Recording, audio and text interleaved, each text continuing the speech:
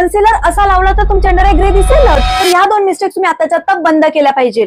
सगळ्यात पहिले एकदम लाईट कलरचा कन्सिलर अप्लाय करणं याची बिलकुल गरज नाहीये आणि खूप जास्त भरभरून प्रोडक्ट अप्लाय करणं. तर तुम्हाला काय करायचं आहे, डार्क शेडचा कन्सिलर घ्यायचा आहे जर तुमचे डार्क सर्कल्स खूप जास्त दिसत असतील तर, आणि तो स्मूथली ब्लेंड करायचा आहे. हा सुद्धा प्रोडक्ट जास्त अप्लाय नाही करायचा, डॉट डॉट करून तुम्हाला अप्लाय करून तुम्हाला एकदम छान पद्धतीने ब्लेंड करून घ्यायचा आहे. हे ब्लेंड झाल्यानंतर तुम्ही त्याच्यावरती तुमच्या शेडचा कन्सिलर किंवा एक शेड जे हायलाइटिंग साठी कन्सिलर वापरतो ते तुम्ही वापरून चांगल्या पद्धतीने ब्लेंड करून घ्यायचा आहे. शेवटची पण खूप इम्पॉर्टंट स्टेप, कन्सिलर सेट करणं. तर लूज पावडरने कन्सिलर असं डॅब डॅब करून सेट करायचं आहे, जेणेकरून जी पण क्रीज लाईन आहे ती तुम्हाला दिसणार नाही आणि तुमचं कन्सिलर फाटणार पण नाही. जसं तसं पूर्ण दिवस त्याच जागेवरती स्टे करेल. तर हे आहे तुमचे स्मूथ फ्लॉलेस अंडर आईज. तुम्हाला मिस्टेक्स अवॉइड करा जी सर्वांनी केलेली आहे, इन्क्लुडिंग मी, की तुम्ही तुमच्या डार्क सर्कलच्या अवतीभोवती असं ट्रँगल क्रिएट करता. तर हे बिलकुल चुकीचं आहे. हा व्हिडिओ आताच्या आता तुमच्या मैत्रिणीला शेअर करा जिच्या अंडर आय खूप जास्त डार्क आहे. हा तिला खूप युजफुल वाटणार आहे. आणि अशाच मेकअप आणि ब्युटी टिप्स साठी सेजस ब्युटी बिसला फॉलो करा.